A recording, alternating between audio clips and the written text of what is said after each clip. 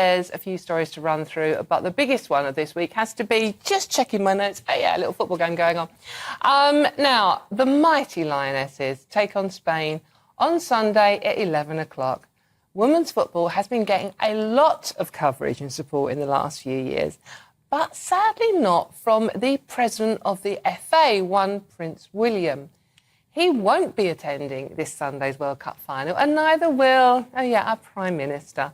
So should we be showing just as much support for the women as we would if our chaps were out there playing in the World Cup final? If we win on Sunday, once again, we have had to send the women out to do the job the men can't quite finish, can they?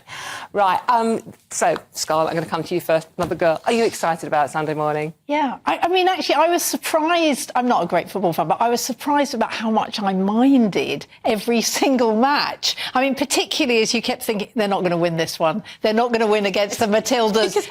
Because we have been set up for disappointment by the men, I'm sorry. Well, absolutely. And also, what's so wonderful about them is when the men win a match, because they obviously never win a tournament, you're taken through the ringer to do it. And it's a bit like Andy Murray. It's sort of behind the sofa. I know. And yet, the women just do it. They just do it. And it's great. And it's wonderful.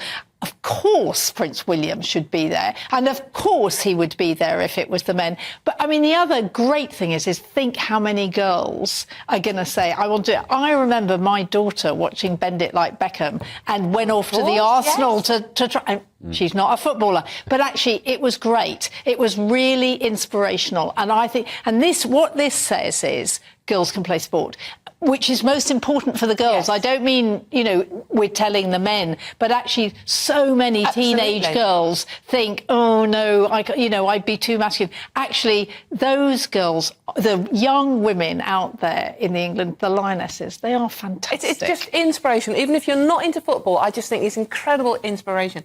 Benjamin, I mean, I'm sorry, but the Prime Minister and Prince William, know if it was the men out there, they'd be there like a shot. Well, I don't mind too much about Rishi Sunak not going because at the end of the day, the state of the country, I don't mind him being at home dealing with the problems. But Prince William... If only he would. He's in charge... Well, in fact, that's true. He probably won't. But Prince William, in charge of the FA, what is he, the president of the FA, and he's the future king of the country. He should be out for any national team, playing in any final in any sport, to show support, but also to lead the way for the entire country. So I think Prince William, given that his job at the moment is largely to do these things, exactly. that is what he's there for. Yeah. But with Rishi, look, if he can stay at home and get a grip on the cost of living crisis, I'll forgive him. But it's not, he's not going to do that over the next, 3-4 days, is he, to be honest with you? Possibly 3-4 years, but I mean... Yeah.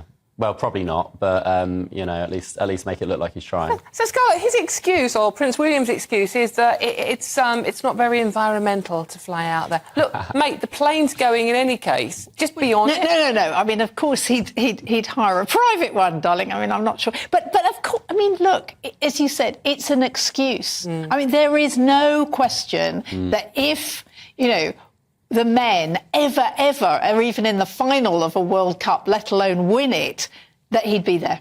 And actually, it would be really wonderful for the Lionesses to win and for him to hand out their medals. I mean, it would be memorable and great for the royal family, actually. I mean, it's really silly. I mean, it's a media opportunity that is just yes. Exactly that, yeah. Well, so, Wills, if you're listening, mate, get out there.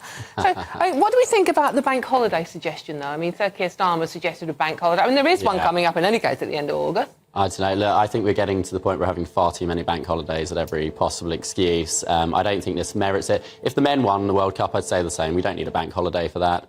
And also, given the state of the economy, we need to get productivity up. We need to get people back to work. People basically have a bank holiday every week now. They're all working 4-day weeks. So, controversial. Some of us working 7. Well, not. Yes. Some of us actually are in here over and over again. But, I think it's. I wouldn't get behind that idea at all. I think it would be great to have a bank holiday. I mean, to have a bank holiday for the Lionesses, and think how much money would be spent. Well, the pubs would love it. The pubs must want it. Yes, absolutely. So, do we think? I'm going to ask you this one, Benjamin, because you are a boy.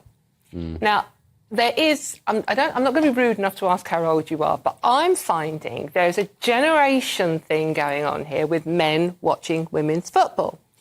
Older men, good evening, darling, hope you're watching. Older men tend to sit there with a beer on their tummy. You know those kind I'm talking about, going, run rings round her in the park, I would. And I'm going, no, you wouldn't.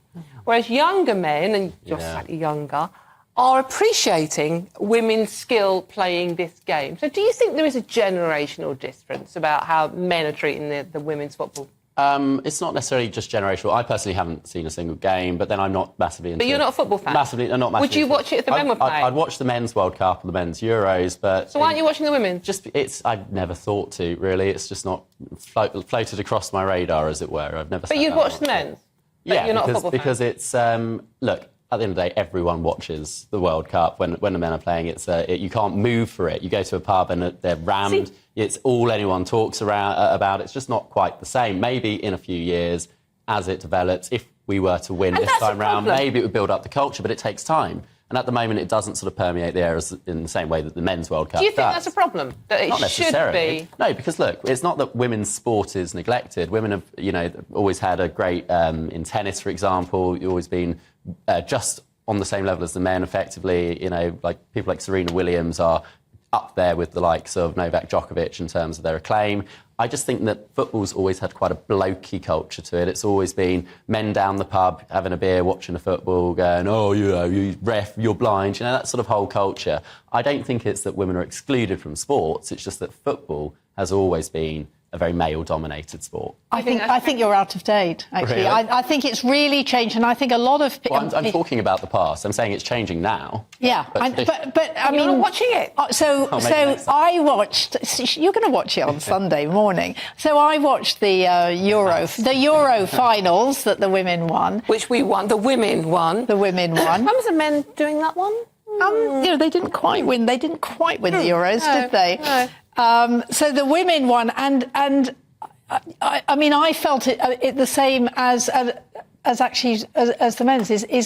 I mean, there is an awful look. There's an incredible row going on about what time the pubs can open on Sunday. I mean, there is a massive move to actually have everybody watching it, I think. You know what, Scarlett, right? Okay. This is like, we left it too late to apply for licences. Hold on a minute. You've known about this tournament for quite a while coming up. If it had been the men's, you'd have made sure that, OK, well, if the boys bring the cup home, we'll have the licences sorted out so all the pubs can stay open. But it's not just a gender thing. It's not just about female sport versus male sport. We also have the same thing with rugby, where for a long time it was not seen on the same level as football. We had the same thing with the Rugby World Cup, where the pubs wouldn't open, people couldn't go and see it if it was early on. And that, over time, has developed. It's become more popular. It's been promoted. And I think the same thing's happening with women's sport. So you're watching it on Sunday. Come on, Benjamin. Well, I'll do it for you.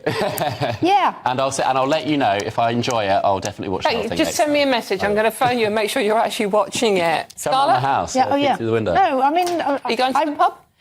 Wait, no, some of them are sneaking open a bit early. Because I am coming in here straight afterwards. Right, OK. So some of us don't work 4-day weeks, Benjamin. He's a boy, obviously he does. Now, sorry, that's been terribly sexist tonight. I know, I'm sorry, I apologise to all the men watching, and please get behind the girls.